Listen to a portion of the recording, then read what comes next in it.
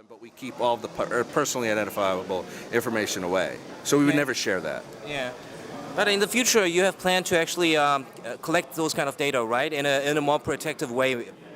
No, I mean, I don't think you need it. If somebody, if there's a specific viewer who likes science fiction and hockey, and it turns out that people who like anime and science fiction are particularly likely to watch some other show, then we would serve the people like that show, but that does not require us to know the name or the address or the personally identifiable information of that person. I feel like that's none of our business. Okay, but because I'm getting at the advertising aspect actually, because from an advertising point of view, it's very important to know for instance what age group, what sex group, or for instance the education level, for instance who is our main target, right? But without getting those important personal data, you can know that. You can know that customer number 1, 2, 3, 4, 5, 6 is 34 years old, lives in Seoul, Korea, works in the sciences, drives a Hyundai,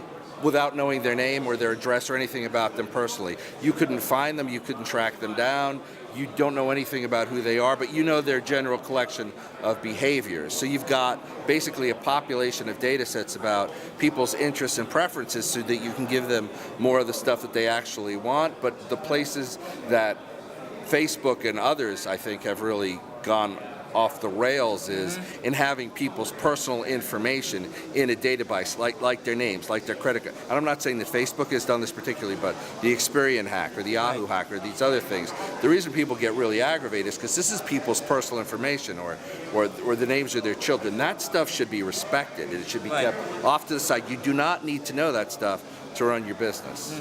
But I mean, those information you already mentioned, that's not actually helping identify the person who is across, what kind of car he has, what age group he is. I mean, so you meaning you're collecting those data at least? Yeah, I mean, if people are willing to give it to you, you might actually have a contest where you just collect. You say, hey, we're collecting this information to kind of serve our customers better. We'd like to know this and this and this. But that's still, again, if that still can be a 2, 3, 4, 5, and you volunteer your age and what kind of car you drive. That still can't allow people to target you or go to your house or steal anything from you. You're just providing information to make the services better. And I think part of the issue with digital services is you kind of have to have some level of that. Otherwise, you're going to always be served stuff that has nothing to do with you. All right. Yeah, because I just think that using the blockchain, because it's really secured, right? I mean, because everything is like, you can keep your ownership of the data, right? Yes. Because by the private key mechanism, and I just think why not implement that? Really. I mean, I'm already repeating myself, but I mean, it could be a good idea to actually collect data and compensate the people, and at the same time kind of keep the ownership as it is. And then at the same time, getting all the information. But the difference is that the person who owns it has actually control over his data. Well, you need certain information in a bill. Again, if you're in a billing system and somebody is entering if they're buying something, then and you have to know how to charge somebody, then maybe they need that kind of like a credit card transaction. But other than that, I don't know why you need it in the first place. But yeah, you could certainly encrypt it and put it on the blockchain. I think there are going to be a lot of third parties that will eventually carry that information, so you will access it as needed, but it'll be encapsulated and encrypted and sit over here, and I think that's great. Okay. And the token economy. Right now, are you creating your own mainnet, or are you using a public chain? Yeah, we can't actually talk about that yet. We'll be announcing more about that in a few weeks. Okay. Yeah, because I'm. As always, people are worried about latency issues still, because it's a huge, token economy, right? Yeah, we are using side chains, and we have, but also to your point, we're not encapsulating video on the blockchain. We're writing specific access of interactions between data objects like videos and users. We're recording actions and those kind of transactions. We're not actually taking massive pieces of video and somehow encoding them to the chain. I don't think that's efficient. All right, and AlphaNetworks is solely about video, right?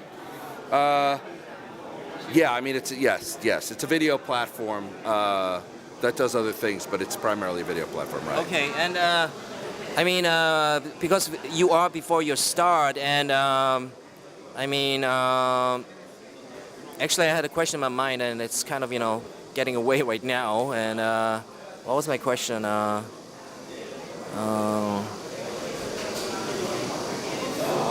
think it was about the competition or something. Okay, let's skip it. I mean, so do you have any last words for the audience? No, I mean, I love the creative community here in Korea, and we hope to be here. My question, it just popped up. Yeah. So right now, it seems like you concentrate on the crypto, actually, but crypto is still not very big, right? Well, you kind of start, the way that you want to start with these things is with a loyal audience that you can kind of appeal to and learn from, and then expand from there. And even though the crypto audience isn't huge, they're engaged, they're tech savvy, we know them, and so that's a good base from which to start. And there are other, sort of genres that relate to that. So you want to start with a core passionate group and expand out from that. We're not interested in trying to, make these things that appeal to everybody on the planet. That's really not the world we're living in anymore. As I was saying in my talk before, like in the mid-20th century, media was about trying to create something that everybody loved. Right, We're trying to find things that kind of delight and have value to people, but maybe it's not for everybody. Okay. And what is your kind of projection regarding the potential user base you can build up in a year, for instance?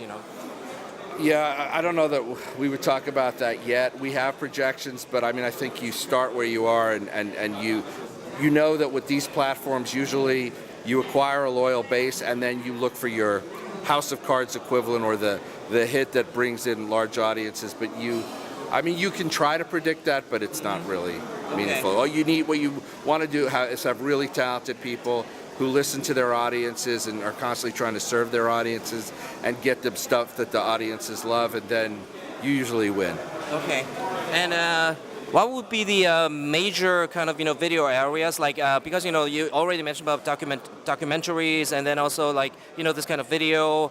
What would it be? The most popular YouTube videos or videos on your platform.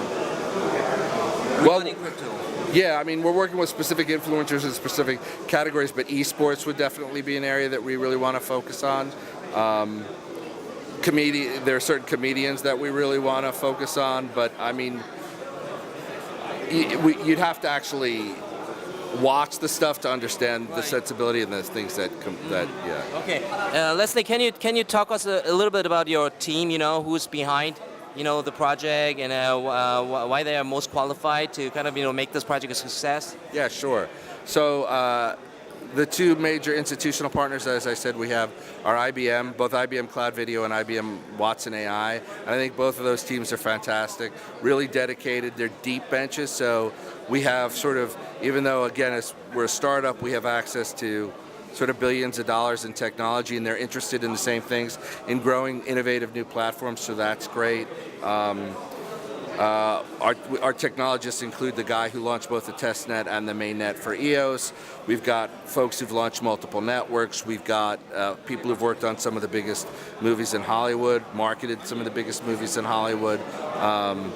We've got people who are experts in tokenomics, and real deep experts in the economics of how a token works, and how to use a token or develop a token that really is appropriate for media. We've got great data scientists in terms of really collecting and creating this data that I'm talking about that's super useful to content and advertisers. So yeah, I mean, they're all on the website, but I'd encourage everybody to go to www.alphanetworks.io and check them out.